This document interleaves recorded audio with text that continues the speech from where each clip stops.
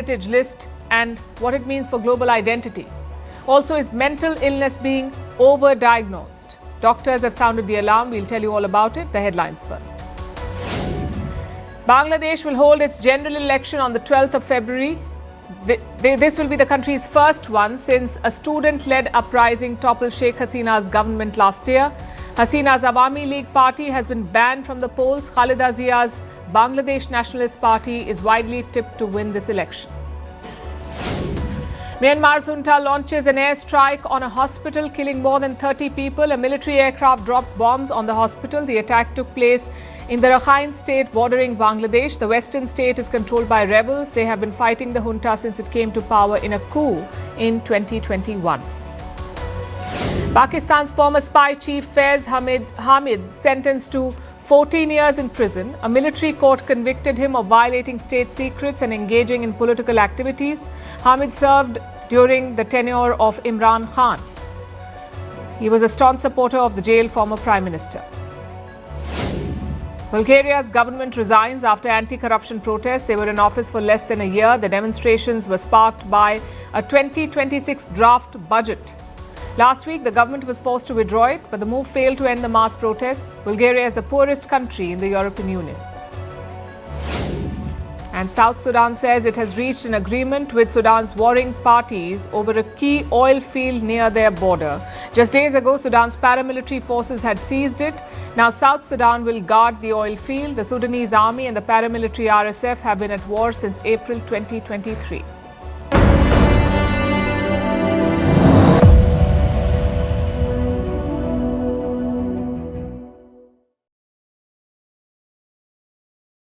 It came out of the blue. Prime Minister Narendra Modi spoke to US President Donald Trump. The phone call happened just a short while ago. It was not announced in advance, but the timing could not have been better. And Prime Minister Modi was the first to reveal it. He posted on X, and this is what he wrote, I'm quoting, had a very warm and engaging conversation with President Trump. We reviewed the progress in our bilateral relations and discussed regional and international developments. India and the US will continue to work together for global peace, stability, and prosperity. So the two leaders have spoken directly. Is the trade deal done? It doesn't look like it. Prime Minister Modi's post did not say much. It was generic. Both leaders reviewed the relationship and discussed ways to strengthen it. They talked about trade, critical technologies, energy, defense and security ties. We don't have the specifics and we won't speculate. Reports say both sides expressed satisfaction and agreed to keep the momentum going, especially on trade. And this is critical because for months, India and the US have been locked in trade talks. There has been considerable back and forth. Deadlines have come and gone, and we still don't have a deal. Trump slapped 50% tariffs on Indian imports. Those are very much in place, those tariffs. Top US trade officials are in India right now. They're talking to their Indian counterparts to hammer out a deal. India's Commerce Minister Piyush Goyal spoke about this today. He shared an update. He said the US delegation is not here for a formal negotiating round. They're not here for a formal negotiating round. He said both sides are just using this opportunity to, quote unquote, understand each other better and exchange ideas. Goyal did have a message for them, though. He said if the US believes it has a good deal on the table, then they should just sign on the dotted line. And why did he say it? This was in response to an earlier statement that came from Washington, a statement from a top trade official in the Trump administration. We're talking about the US Trade Representative Jamieson Greer. He was briefing the US Congress about India. The trade negotiations came up and Greer gave a positive response. He said, and I quote, India's proposals were among the best we've ever received as a country. I have a team over there right now as we speak in New Delhi working on this. There's resistance in India to certain row crops and other meats and products. They're, like you said, they're very difficult nut to crack. I agree with that 100%. But they've been quite forward-leaning. The type of offers they've been talking to us about have been the best we've ever received as a country. That's a strong endorsement. Basically, the American side has hinted at progress, especially in sensitive areas like agriculture. And today, Prime Minister Modi and President Trump have spoken. It is not clear how close they are to a deal, but it shows that they're engaging actively. So Long story short, no breakthrough yet, but it's still work in progress. We'll keep tracking this story for you.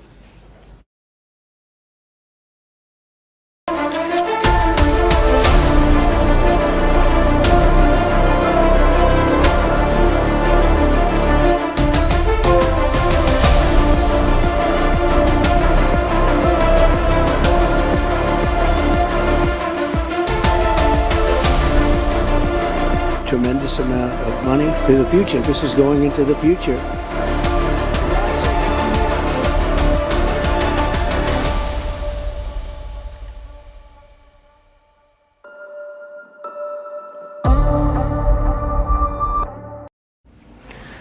They said Donald Trump would run America like a business, efficient, methodical, and profit-driven. Well, they were right, but not in ways they expected. President Trump has turned the US into a subscription service, like a Netflix or a Spotify. And the fee? A cool $1 million per person. Let me explain. Yesterday, Trump unveiled a new visa program. Forget complicated names like H-1B or L-1 or B-2. This one is called the Trump Gold Card. The Trump Gold Card. And here's what it looks like. The card has a picture of Donald Trump, a picture of the Statue of Liberty, and a picture of America's national bird, the bald eagle. It's obviously gold in color. It also features the signature of Donald Trump. Frankly, this does not look like a US visa. It looks like a club membership card at Mar-a-Lago. On second thoughts, I guess it's perfect. Trump touted this card as a big victory for immigration. He says it will retain foreign talent in the US, including from India and China.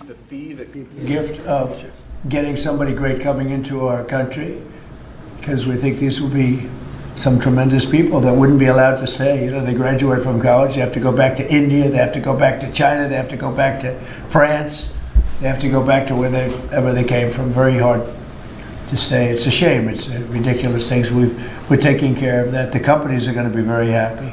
And the other thing is it'll take in, we think, probably billions of dollars that will go to the Treasury of the United States, that will go to an account where we can do things positive for the country. So it'll be a great thing. We'll take in, I think, billions of dollars.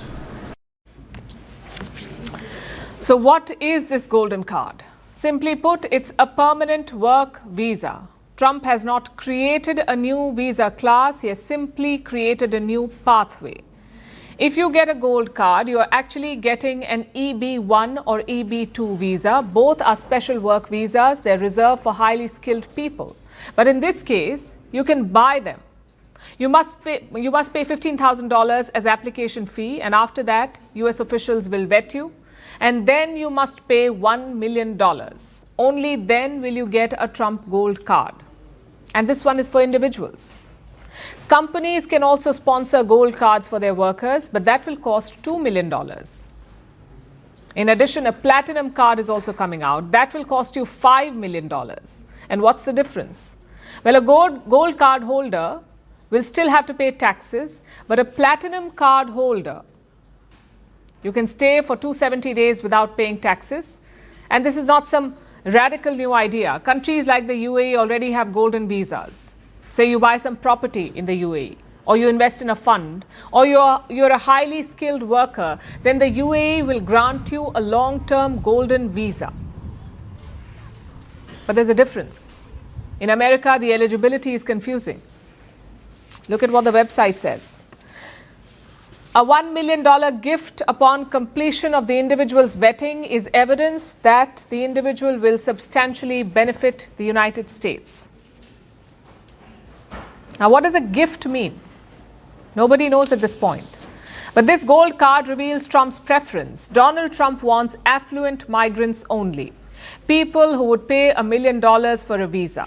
That's around 9 crore Indian rupees, $1 million, 9 crore Indian rupees. It will be interesting to see who applies. For example, can Russian oligarchs get a gold card? Or African arms dealers, can they get one? That's the question to watch out for. But equally interesting is who Trump is keeping out. Now, he is planning a new visa requirement for 42 countries. These are countries that have visa-free access to the US. If you're a citizen of one of these 42 countries, you don't need a visa to visit the US. You only need a travel authorization, which means you give them some basic information. Your request is electronically screened and approved. No interviews, no endless waiting. This applies to 42 countries, but Trump is adding a new hurdle for them. He wants travelers to submit 5 years of social media history. The White House has not said why, but the reason appears clear. To screen the applicants for their political views. Are they Trump critics or fans or indifferent? And we've already seen this play out. In October, the US cancelled visas of at least 6 people. Do you know the reason? Because they criticized Trump supporter Charlie Kirk, so their visa was cancelled. Even a Nobel-winning writer had his visa revoked.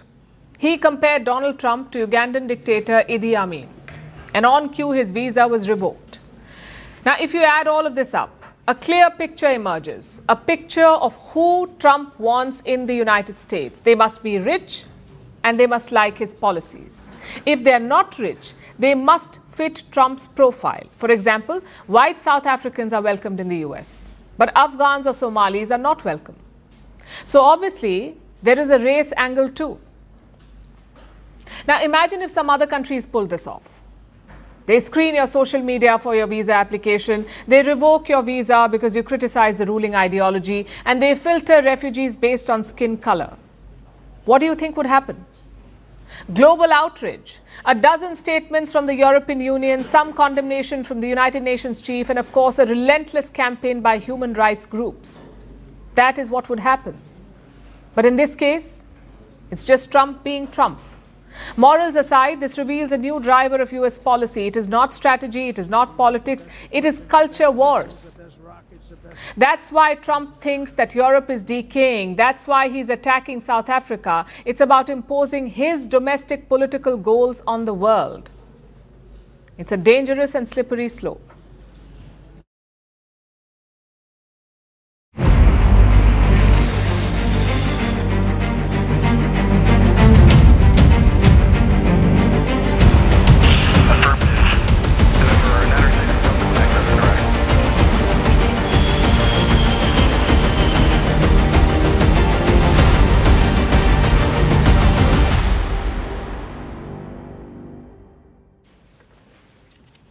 The crisis in East Asia is spiraling. Military tensions between Japan and China are escalating by the minute. And now American warplanes have entered the picture. These are the B-52 strategic bombers. These warplanes are capable of firing nuclear weapons, and the US has sent 2 of them. Today, these warplanes flew with Japanese jets. There were 2 American B-52 bombers. They were escorted by 3 Japanese F-35s. And 3 F-15 fighter jets. All these planes flew together in tight formation over waters between Japan and South Korea. And what was the goal of this operation? Usually these exercises are meant to test interoperability and readiness. Pilots practice real-time coordination, tactics and communication, basically everything they will need in a real crisis. But this was not a routine drill, because look at the location and the timing. This operation happened in the same region where Russia and China flew fighter jets, and it happened barely 24 hours after Russia and China did it. So today's operation is a response from Japan, and they were backed by the United States. Together, they sent a message to Beijing and Moscow: do not challenge the status quo. Refrain from further military escalation. That was the message. Japan said today's response was a show of readiness. But let's be honest, it was more about deterrence. And China has responded. They have criticized Japan. They've said that Tokyo should, quote unquote, stop making a fuss. China's Ministry of National Defense has released related information on the China-Russia Joint Patrol, and we made response yesterday. Let me stress once again that this China-Russia Joint Strategic Air Patrol is an operation carried out under the Annual Cooperation Plan and demonstrates the 2 sides' determination and capability in jointly responding to regional security challenges and safeguarding regional peace and stability. There is no need for Japan to make a fuss or feel targeted. China is making this sound like a trivial matter, but Japan feels differently. They believe that China's aggressive actions are a national security threat. So they've sought help from the US military. Tokyo is building support, it is calling up allies, it has dialed leaders across global capitals. Japan's defense minister is reaching out to allies. So far, he's spoken to the leadership of Italy and he has briefed NATO. He's told them about the radar lock incident. This is what happened over the weekend. It was the most serious face-off in years between Japan and China. You see, when a fighter jet locks radar on another plane, it signals one thing. An attack could be just seconds away. So the target is forced to react. The other plane, they must either dodge the radar lock or they must prepare to fire back. And this is why Tokyo called this incident dangerous. Japan said China had crossed a line. Chinese jets were a step away from firing a missile. But China insists that none of this happened. And after days of silence, the US has spoken. The US State Department finally issued a statement yesterday. It criticized China. It called the US-Japan alliance unwavering. Then the American warplanes joined the picture. The Americans sent these B-52 bombers. And now we have four powers, China and Russia on one side, Japan and the US on the other, flexing their military might in the same skies. It's a powder keg. One misstep and it could blow up into a full-fledged war. This is making Japanese businesses nervous. Reuters has released a survey. It reveals the mood of corporate Japan. What are their top concerns for 2026? That's the question they were asked. And the answer was not inflation or energy. The answer was China. 25% of Japanese firms said that China was their biggest worry, their number one risk. And their number two risk? US trade policies. 22% of businesses flagged that as a risk. And it's understandable. China and America are key trading partners for Japan. In fact, China is Japan's biggest trading partner. It supplies important components to Japanese industry like rare earths and electronics parts. So if relations hit a new low, they will hit supply chains in Japan. And China is already building pressure. China has issued travel warnings. It has forced airlines to cancel flights to Japan. It has blocked supplies of Japanese seafood. All these moves impact business confidence. A military escalation only makes it worse. And this should be a worry, not just for Japan, but for the region and the world. We cannot afford another flashpoint, let alone a war.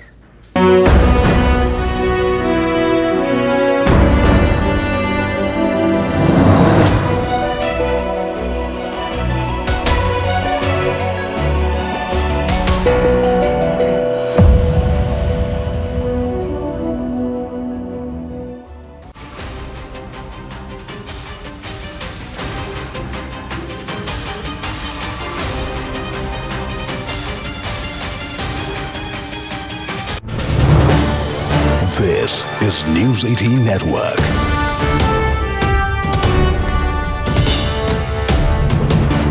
India's largest news network. Viewers, I'm going to speak very plainly tonight. If you're a Hindu in this country, forget your civilizational claim over your Sanatani heritage. Forget about reclaiming your right to worship at Mathura and Kashi. Be prepared to see your donations to deities, your religious rituals, and your religious customs being policed by the state.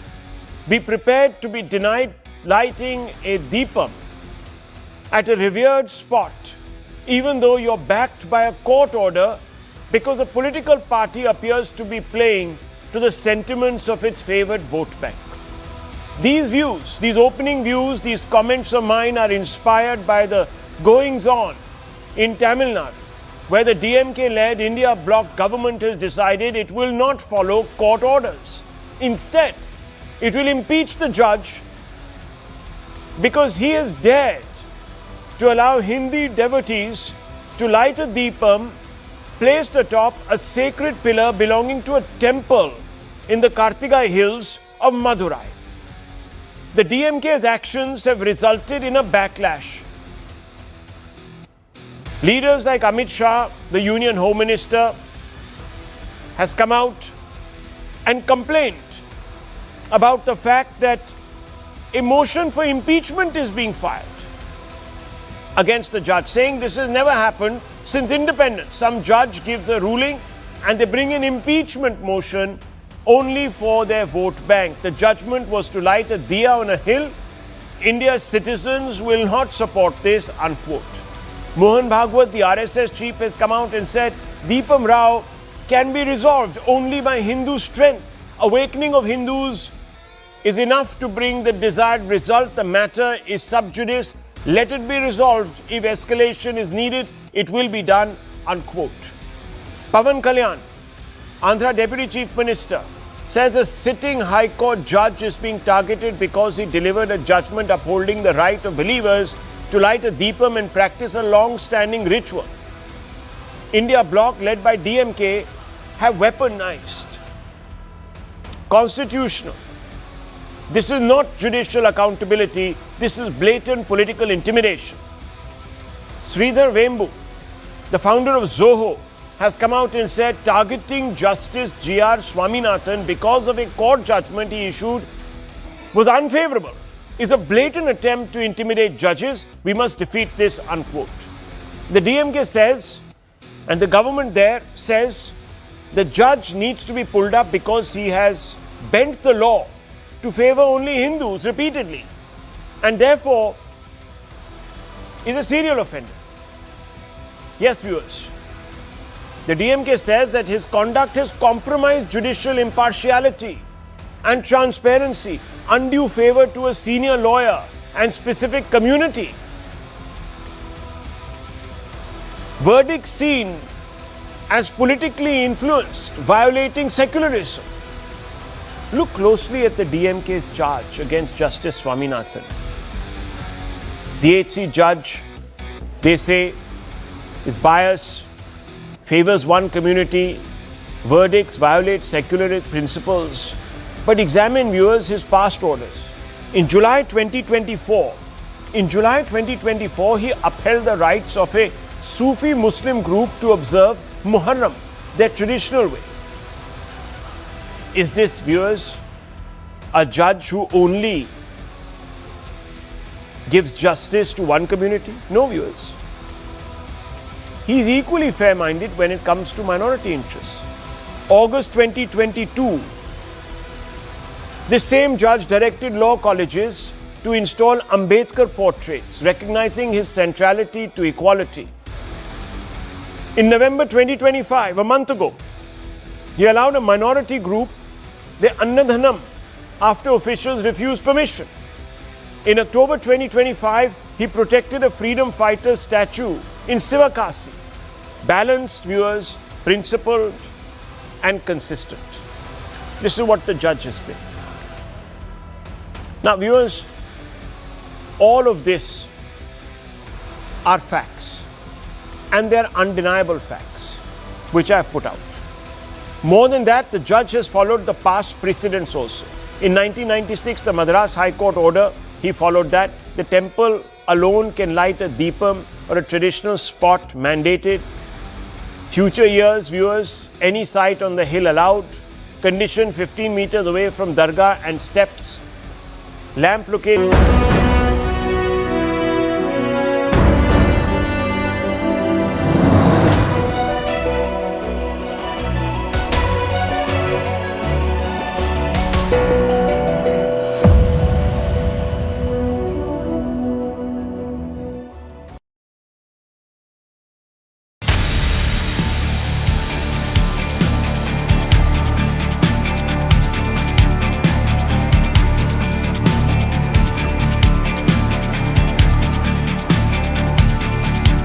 I would like to nominate for Nobel Peace Prize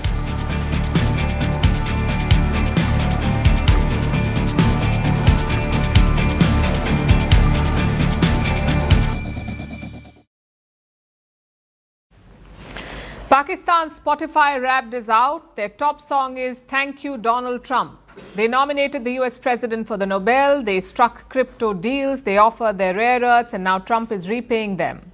If you're a Pakistani citizen, look away because this does not concern you. As always, this help is going to your military. The US has approved a new military package for Pakistan. It's worth around $686 million. And what's it for? To upgrade Pakistan's F-16 fleet. Now, the F-16 is the pride of Pakistan's military. They operate between 70 and 80 of these American jets. Back in the month of May, Pakistan deployed these F-16s against India. We'll come to the implications for New Delhi, but first let's look at this deal. $649 million for upgrading the planes, updated avionics, repairs, spare parts, advanced radars, also training. The remaining $37 million are for more advanced items, like the Link 16 system. Now, this system, the Link 16, allows pilots to communicate with ships and ground forces, and that too in real time. The US is also selling 6 bomb casings to Pakistan. These are casings for 500-pound bombs. They can be used as warheads for precision munitions.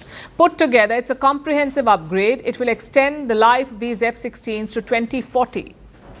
And the timing of this announcement is also important. It comes just months after Pakistan was routed by the Indian Air Force. That battle in May was an aerial clash. And Pakistan did deploy the F-16 jets against India during Operation Sindoor. But India-US ties are also in a difficult place, and that's why the timing is worth noting. President Trump has imposed 50% tariffs on Indian goods. He has also claimed credit for ending the India-Pakistan conflict. So things are very tense right now. Both sides are trying hard to strike a trade deal. Why would Washington pull off this move in the middle of all of this? Why would they arm Pakistan?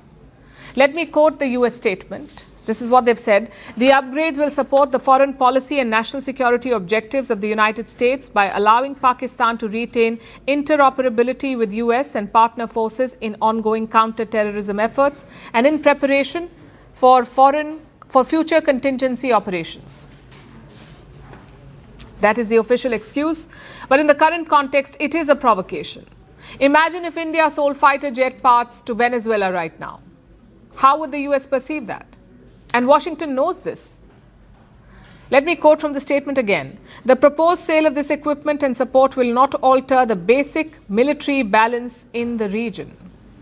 In other words, don't worry, India, this is not much of a big deal. I doubt New Delhi will see it that way. Yes, similar packages have been approved before, but this context is very different. We are seeing a major reset in US-Pakistan ties. Washington is investing heavily in some mining operations. This week, they sent $1.2 billion to Balochistan, and days later, they cleared an F-16 deal. Of course, Pakistan is capitalizing on this newfound clout. They're trying to reshape the region. Last week, Islamabad hosted a special conclave. The theme was Reimagining South Asia. Pakistan's foreign minister addressed the gathering, and guess what his big idea was? A regional grouping without India. There could be groups with variable geometry on issues from economy to technology to connectivity. Our own national development needs and regional priorities cannot and should not be held hostage to anyone's rigidity, and you know where I am referring to. Basically, SAARC minus India, that's what Pakistan is pitching. SAARC is the South Asian Association for Regional Cooperation. It's a bloc of 8 South Asian countries. For more than a decade, SAARC has been paralyzed, all thanks to Pakistan. So now Islamabad wants to create an alternative. We say good luck. Even their allies in Bangladesh are not upbeat. Dhaka's interim regime says it is possible to join such a bloc, but they said Nepal and Bhutan would not. Frankly, even Sri Lanka is a stretch. And the reason is quite simple. India is too big and too powerful to leave out. It is the geographic and economic core of South Asia. So as things stand, this bloc is unlikely to take off, but it does reveal Pakistan's thinking. They want to change the dynamics of South Asia. They can't do it alone, so they're dragging in foreign powers. Whether it's China or the US, Pakistan's goal is the same: contain India by any means. Let's talk about artificial intelligence. We know it's the future, the engine that's going to drive everything from economies to elections. But here's the twist. What if I told you that this future is not being built in Silicon Valley or inside those massive buzzing data centers on Earth? The real AI race is happening in outer space, orbiting above us at 28,000 kilometers per hour. Take any tech giant you know, Amazon, Google, OpenAI, they aren't just competing for users. They are racing to build something that humanity has never attempted before. Data centers in space. The question is why? Why in space? Also, is this the next great technological leap or just another billionaire fever dream? Tonight, we'll try to break it down. The entire thing started last year. It began with Elon Musk's SpaceX. SpaceX had a grand plan for the next Starlink satellites. They would carry AI hardware. Then came Jeff Bezos, the founder of Amazon. He has a space company called Blue Origin. They began to work on off-Earth compute modules, basically floating server racks. And then came Google. Google is hatching a plan to put AI data centers in space. The first trial equipment will be sent in 2027. But again, why on earth are we sending data centers to space?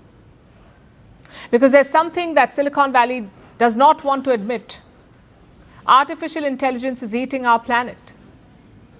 Take a single modern data center. It uses enough electricity to power a small city. It burns through millions of liters of water a day. It heats local grids. It costs billions of dollars to build. And more importantly, it costs billions more to cool.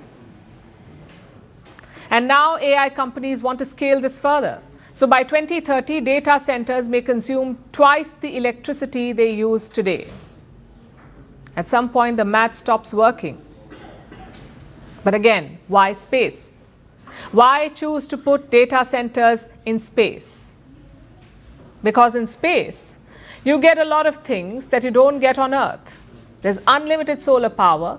There are no cooling constraints. Heat radiates into the vacuum. You need no land or water. There are no zoning permissions or protests. So everything a data center struggles with, space solves elegantly.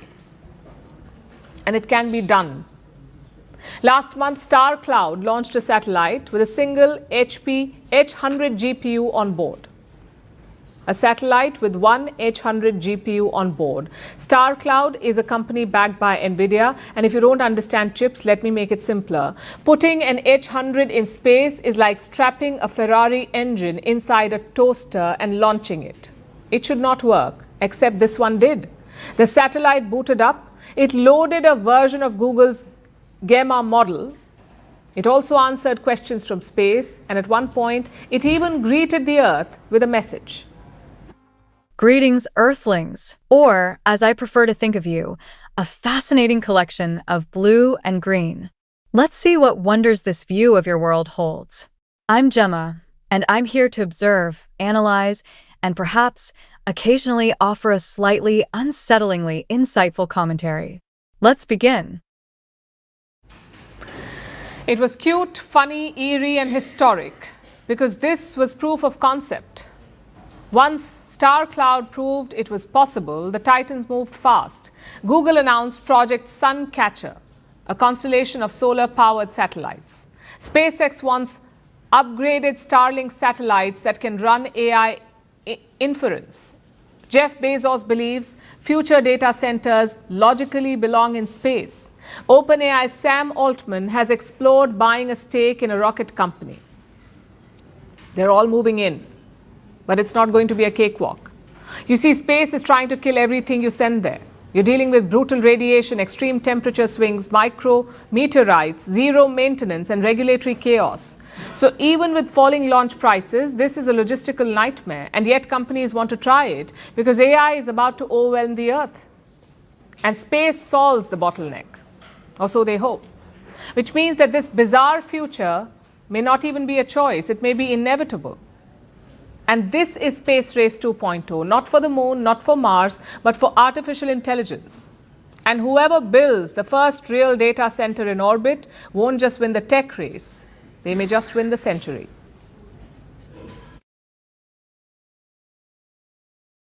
Meanwhile, concerns over an AI bubble are growing. Another tech giant is showing signs of strain. We are talking about Oracle. Its stock just took a beating. This week, Oracle released its quarterly earnings report and it has missed expectations. The stock has plunged by over 10% and it has put the old question back in focus. Is the AI hype starting to unravel? As we speak, companies are pouring billions into AI. At the same time, a new red flag is emerging. The chips, the semiconductors that power this revolution are becoming outdated at breakneck speed. Major tech players have spent some $400 billion on chips. Data centers run on chips, but at this rate, they won't last for even 2 years. And if your core technology ages faster than your investment cycle, the AI boom may be headed for a very hard landing. The AI boom just hit another speed bump, and this time, it's Oracle. The company's shares dropped over 10%. Oracle reported its quarterly results, and their earnings have missed expectations. Oracle made a little over $16 billion in revenue. Analysts expected a bigger number. Even though Oracle's AI division grew by 68% and revenue jumped 14% overall, investors weren't convinced. Because this isn't just about numbers, it's about fear. Fear of an AI bubble. Oracle has positioned itself as an AI infrastructure giant. They supply cloud power to companies like OpenAI. They even signed a $300 billion deal with them. That deal made headlines. It briefly made Larry Ellison the world's richest man. But the stock? It's down 40% since September. The worry now? Overexposure. Too much reliance on AI hype. Too little clarity on profits. Even Oracle's chairman sounds cautious. There are going to be a lot of changes in AI, Ellison said. That's code for, this is moving too fast, and we don't know where it's going. Here's the big picture. The tech industry has spent $400 billion on AI chips and data centers. That's a massive bet. But here's the issue. These chips are aging fast. Before the AI wave, servers and chips lasted 6 years. Now, 2 to 3 years at best. New chips arrive almost every year. NVIDIA's next model is going to be 7.5 times faster than the last one. That means older chips become obsolete quickly. Some just burn out, quite literally. They run so hot, they break down. So companies are spending billions on hardware that might not last, and the problem gets worse. Because these chips are often used as loan collateral, if their value crashes, so does the balance sheet. And it's not just Oracle. Smaller firms like CoreWeave are deep in debt too. Everyone's racing to build faster, bigger, and smarter tools. Analysts are ringing alarm bells. Some say this is a classic bubble, built on hype and shaky numbers. Michael Burry, the man who predicted the 2008 crash, has raised concerns too. He's not alone. Economists warn that if chip life cycles shrink and depreciation timelines tighten, tech profits will fall hard. Right now, companies are betting that AI costs will stay low. But if they're wrong, the correction could be brutal.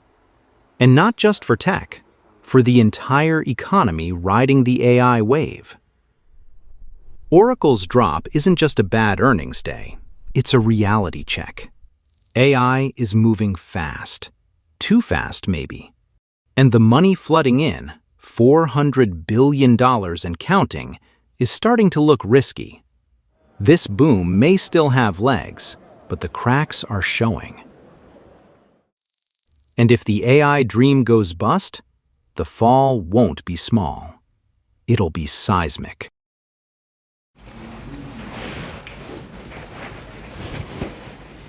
Every award is subjective, whether it's an Oscar or a Booker or a school prize, some will inevitably disagree with the choice. But at what point does an award become ridiculous? This year's Nobel Peace Prize is a good candidate. Let me introduce the winner. Maria Corina Machado. She is a Venezuelan opposition leader. She was last seen in public in January this year. On Wednesday, her daughter received the prize in her absence. She received it on her behalf. But today, Machado made a surprise appearance in Oslo. Take a look at this.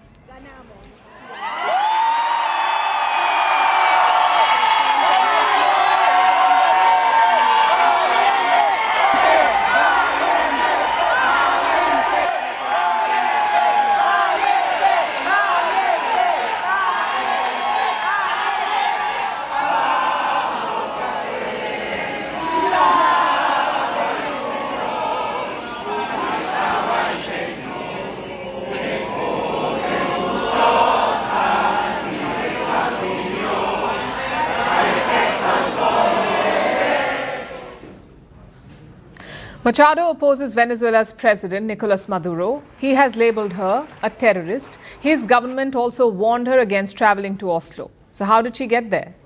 Apparently, Machado was smuggled out. She wore a disguise to pass through 10 checkpoints. Later, she was ferried out on a wooden boat with US help. Now, kudos for her struggle.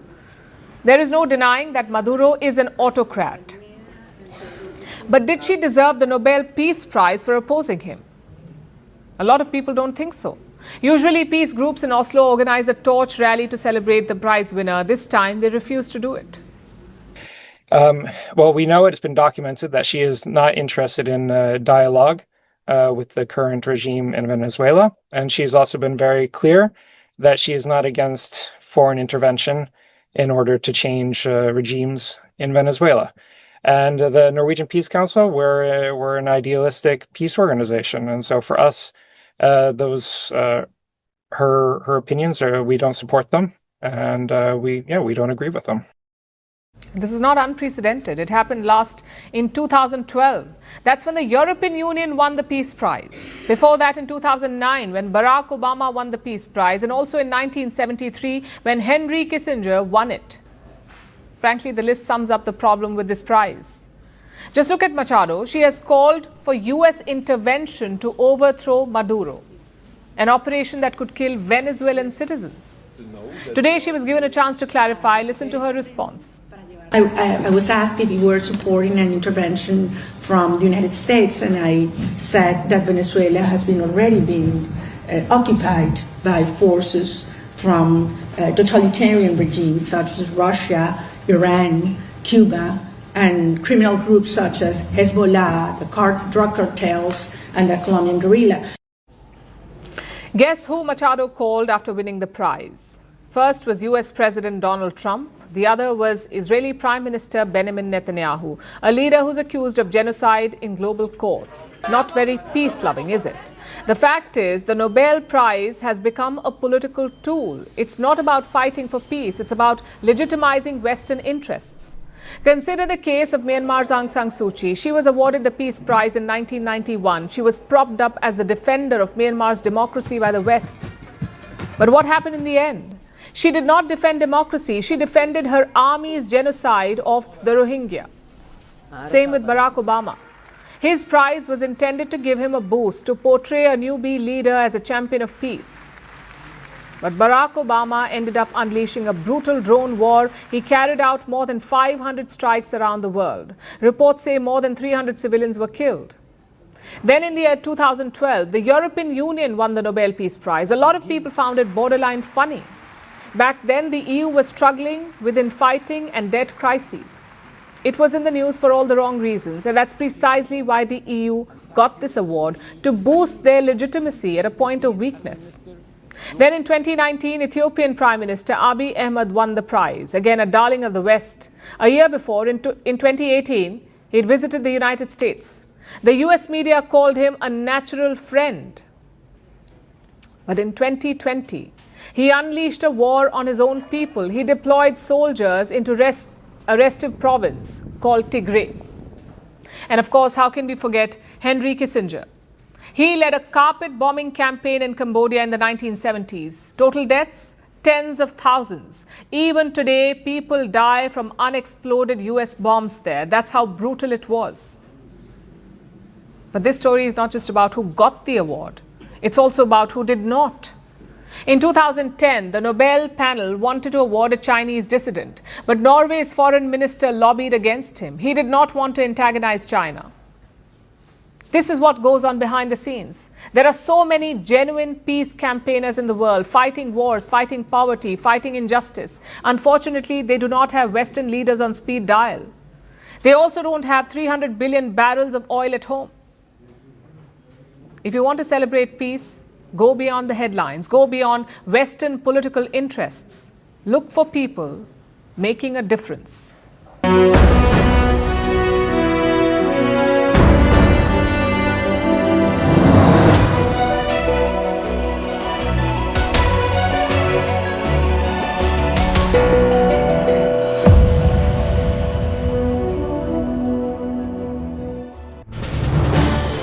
This is News 18 Network.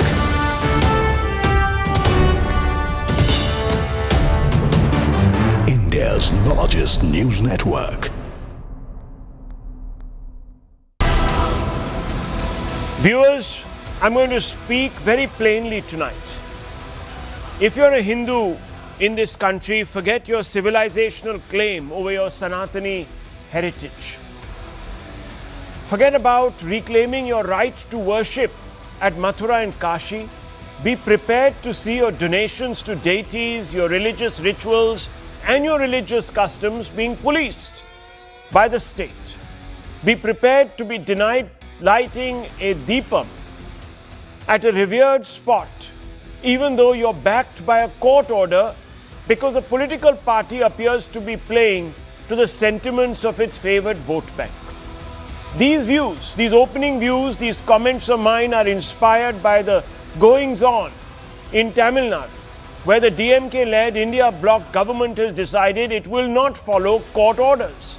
Instead, it will impeach the judge because he has dared to allow Hindi devotees to light a deepam placed atop a sacred pillar belonging to a temple in the Kartigai hills of Madurai. The DMK's actions have resulted in a backlash. Leaders like Amit Shah, the Union Home Minister, has come out and complained about the fact that a motion for impeachment is being filed against the judge, saying this has never happened since independence. Some judge gives a ruling and they bring an impeachment motion only for their vote bank. The judgment was to light a diya on a hill. India's citizens will not support this, unquote. Mohan Bhagwat, the RSS chief, has come out and said Deepam Rao can be resolved only by Hindu strength. Awakening of Hindus is enough to bring the desired result. The matter is sub judice. Let it be resolved. If escalation is needed, it will be done, unquote. Pawan Kalyan, Andhra Deputy Chief Minister, says a sitting High Court judge is being targeted because he delivered a judgment upholding the right of believers to light a deepam and practice a long-standing ritual. India bloc led by DMK have weaponized constitutional. This is not judicial accountability. This is blatant political intimidation. Sridhar Vembu, the founder of Zoho, has come out and said targeting Justice G.R. Swaminathan because of a court judgment he issued was unfavorable, is a blatant attempt to intimidate judges. We must defeat this, unquote.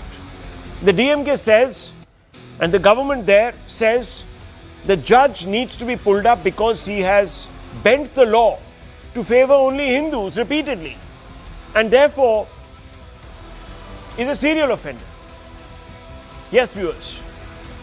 The DMK says that his conduct has compromised judicial impartiality and transparency, undue favor to a senior lawyer and specific community.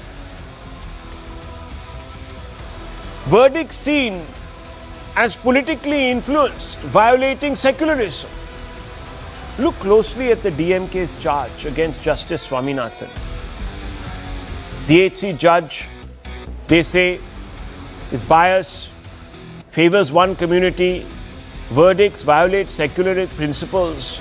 But examine, viewers, his past orders. In July 2024, he upheld the rights of a Sufi Muslim group to observe Muharram, their traditional way. Is this, viewers, a judge who only gives justice to one community? No, viewers. He is equally fair-minded when it comes to minority interests. August 2022, this same judge directed law colleges to install Ambedkar portraits, recognizing his centrality to equality. In November 2025, a month ago, he allowed a minority group, the Annadhanam, after officials refused permission.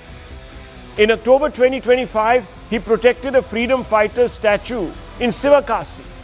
Balanced, viewers, principled and consistent. This is what the judge has been. Now, viewers,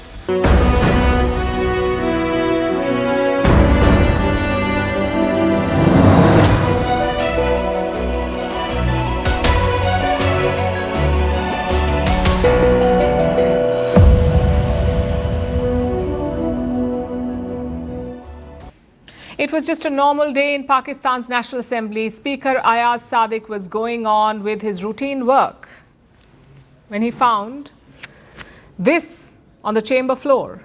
10 5,000 Pakistani rupee notes. That's 50,000 Pakistani rupees. So he waved it in the air and asked the owner to claim it. 12 lawmakers raised their hands. 12 lawmakers for 10 notes. Do the math. They finally found the real owner, but the internet exploded in memes. Take a look at this. ये किसी के पैसे गिर गए, ये तो 10-12 हाथ खड़े हो गए। पैसे इतने नहीं है जितने लोगों के हाथ खड़े, ये तो सारे हाउस के हाथ खड़े हो गए। ये थैंक यू जो भी मुझे दे के गया।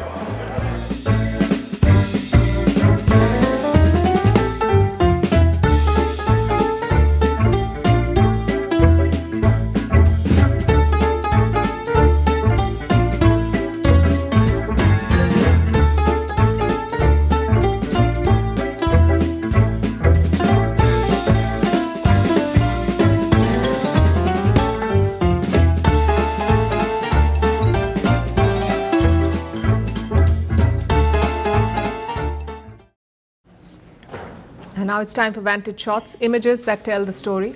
A skydiver crash lands in downtown Mexico City and ends up dangling from a traffic light.